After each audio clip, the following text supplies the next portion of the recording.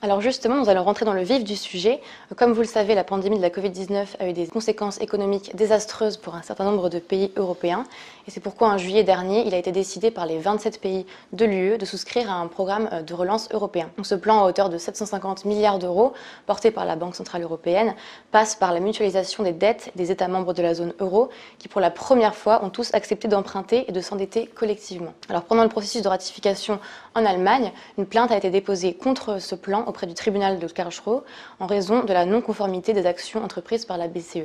Et cette plainte elle a été finalement rejetée par la justice allemande très récemment. Alors François Asselineau, est-ce que vous pouvez nous expliquer un peu plus en détail pourquoi il y a une tentative d'enrayer le plan de relance contre la BCE et est-ce qu'on peut parler d'une dérive de la part de la Banque Centrale Européenne? Alors d'abord, merci de m'inviter. Ce qui est très souhaitable, c'est que le débat en France ait lieu. Or, à part sur notre chaîne UPRT, sur votre chaîne Agora, le débat n'a pas lieu. Il n'y a nulle part un débat de fond sur ce sujet fondamental de l'euro. Donc un grand merci déjà. Ce qui pose problème, parce que le débat fait rage, par exemple, en Allemagne.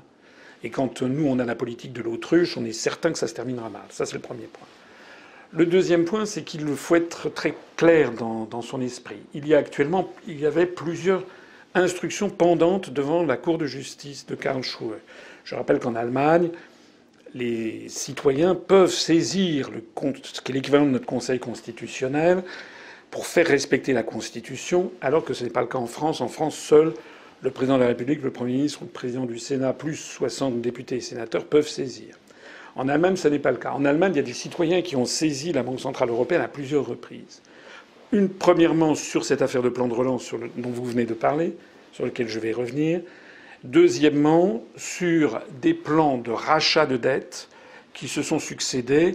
Le PSPP pour le rachat pour le secteur public, c'était l'année dernière.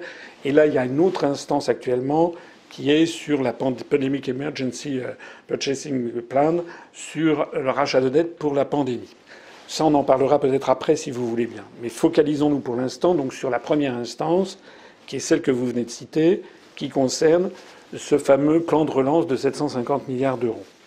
Alors, que les gens aient des esprits très clairs. Et ce qu'il faut bien comprendre d'abord, c'est que contrairement à ce qui a été dit, il ne s'agit pas de mutualisation des dettes. Nous, on est ravis d'ailleurs de la décision de la BCE, de la Cour constitutionnelle, parce qu'elle est allée dans notre sens. On a beaucoup expliqué l'année dernière qu'il s'agissait pour la première fois, on a parlé d'un moment hamiltonien, parce qu'il y a toujours dans l'esprit, vous savez, le moment où les États-Unis d'Amérique sont devenus une fédération avec un endettement des États, donc on a eu référence à ça. Ça remonte au XVIIIe siècle. On nous a dit que c'était un moment hamiltonien, qu'il y avait une mutualisation des dettes. Ça n'est pas vrai. Ce qui s'est passé simplement, c'est qu'il a été décidé que la Commission européenne allait s'endetter pour financer un plan de relance et que ce plan de relance, que cet endettement, c'est la première fois. Pas tout à fait la première fois, il y avait eu des petits détails, mais c'est la première fois que la Commission européenne allait s'endetter.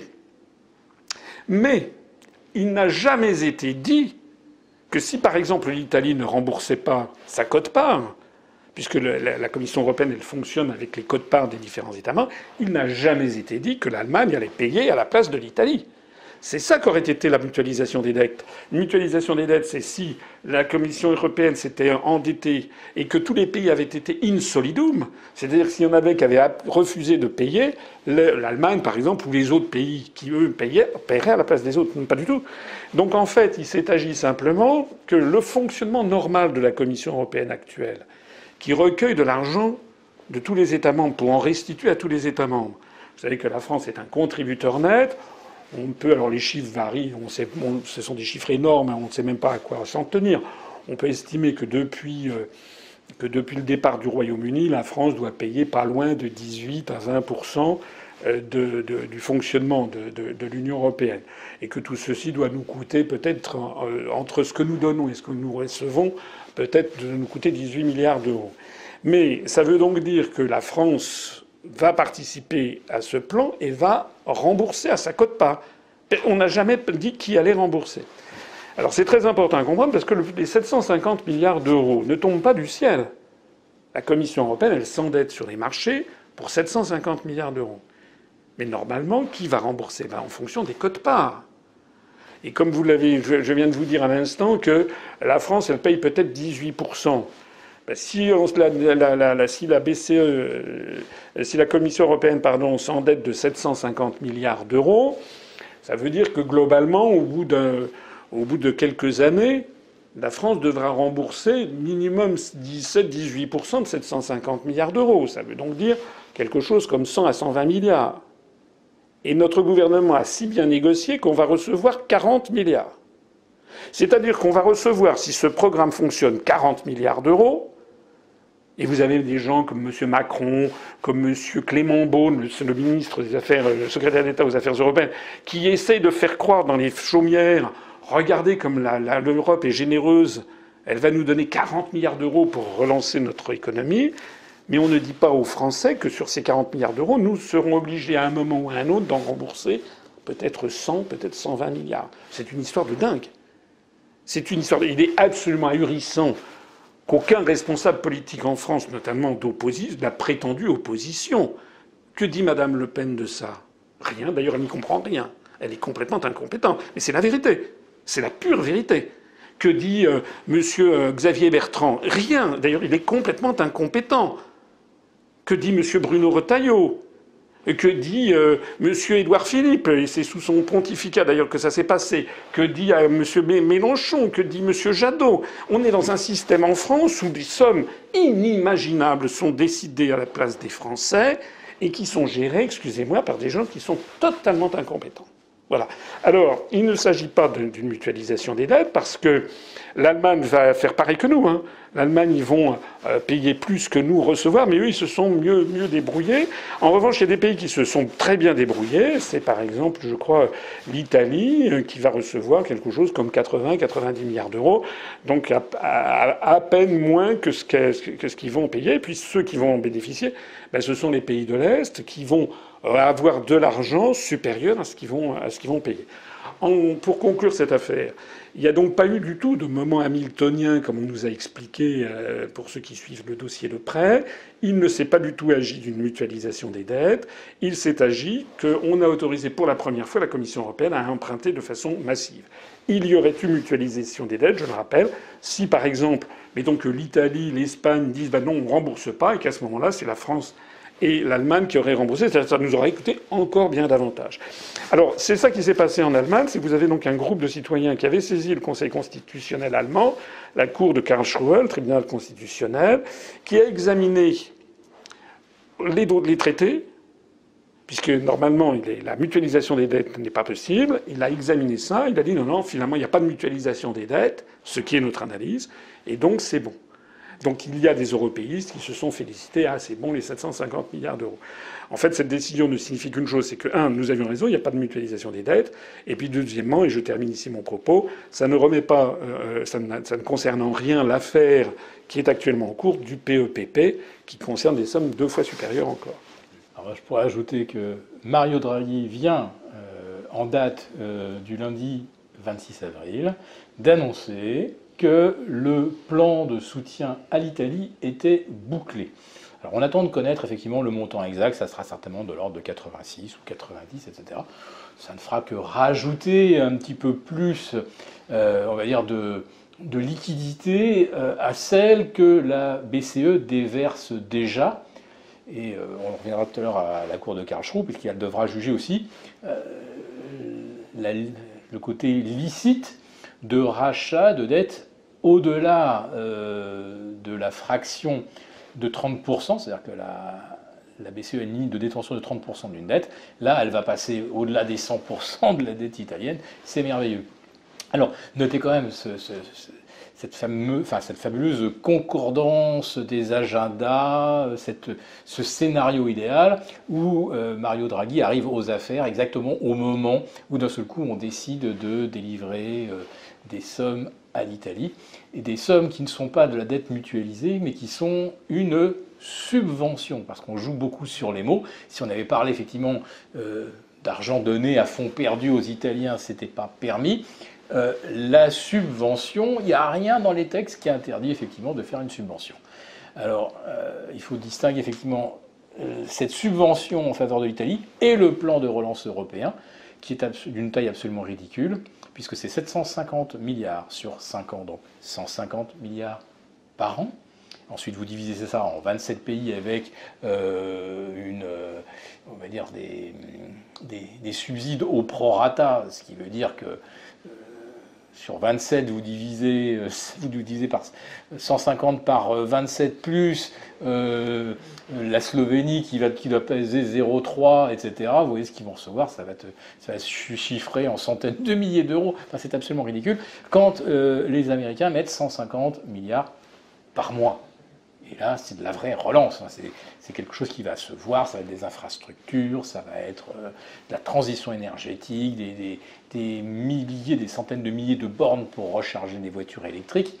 En Europe, cet argent, pour l'instant, il sert uniquement à reboucher les trous, à financer la protection, enfin le filet, le parachute social, tout ce qu'on veut. Mais ces 150 milliards, j'attends qu'on nous démontre qu'ils vont vraiment servir à de la relance. Mais c'est juste ridicule, cette somme de 150 milliards par an, quand on voit qu'aux États-Unis, c'est 150 milliards par mois. Enfin voilà, donc en plus de ça, on est dans une bataille picro-choline, comme aurait dit Rabelais. On se débat dans un verre d'eau, alors que les Américains, ils ont sorti la grande lance, quoi. Vous êtes d'accord avec ça ou... Oui, alors ce qu'il faut bien voir, c'est que les 86 milliards d'euros qu'évoque Mario Draghi, d'ailleurs, effectivement, il a pu être nommé. D'ailleurs, personne n'a jamais voté pour Mario Draghi. Les Italiens n'ont pas voté pour Mario Draghi. Hein. On l'a sorti d'un chapeau. D'ailleurs, je fais ici une petite incidente. Peut-être qu'au mois d'octobre ou novembre, si la droite française n'arrive pas à se mettre d'accord, on va nous sortir d'un chapeau Madame Christine Lagarde comme candidate de compromis. Ça a déjà été écrit, le scénario, ailleurs pour d'autres fois. Alors c'est une hypothèse, personne n'en parle jamais, mais on pourrait très bien dire, regardez, Madame Lagarde, comme M. Draghi connaît très bien les questions européennes, en plus elle a été au FMI, elle a sauvé l'euro, etc. On peut nous sortir ça d'un chapeau, comme on l'a sorti d'un chapeau, M. Draghi pour les Italiens. Bon, ça c'est de la politique fiction. Et pour en revenir, Draghi, il est là pour gérer, en effet, les 80-86 milliards d'euros de ce fameux plan de relance. Je disais tout à l'heure que l'Italie va avoir une quote-part de 80 milliards d'euros. Et ils ont mis Draghi pour s'assurer que ça va essayer, ils vont essayer de mettre ça dans des projets porteurs.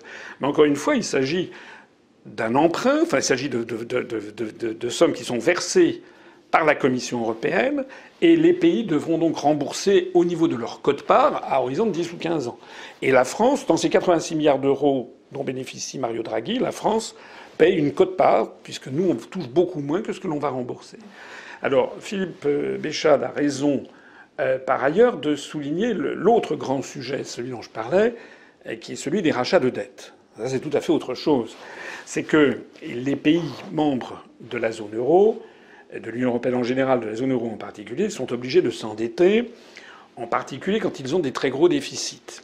Et ceux qui ont les plus gros déficits sont ceux qui sont le plus pénalisés par l'euro.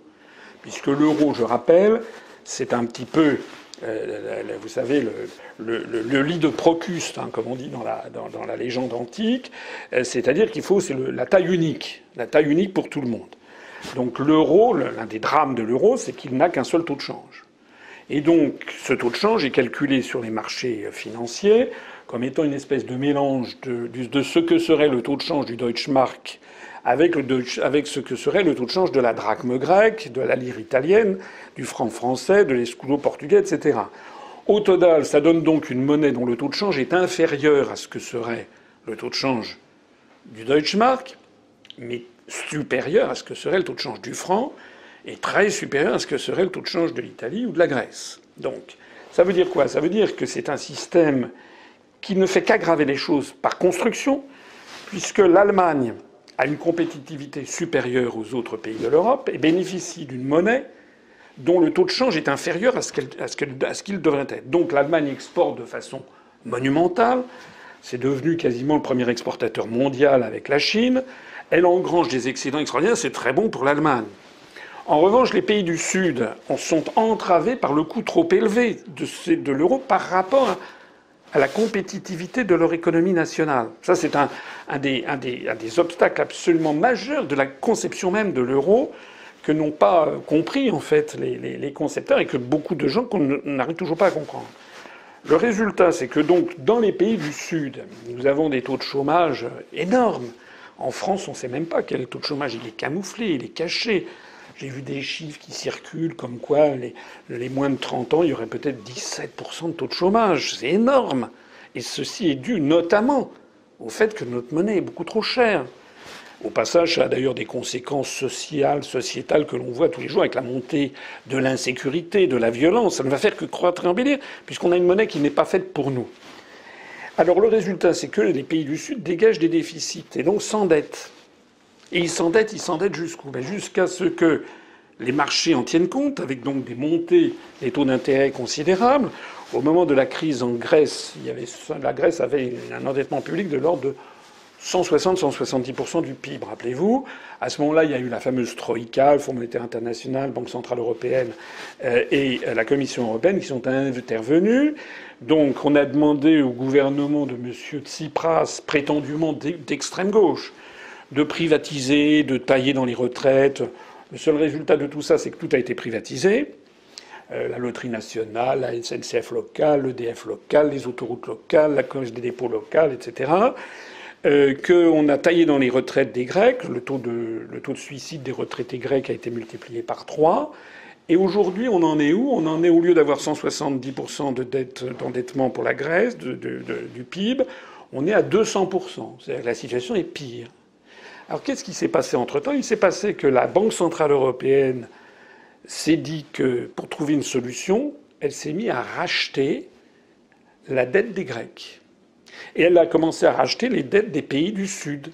La Grèce, la France, l'Italie, etc. Et elle rachetait un peu tout le monde.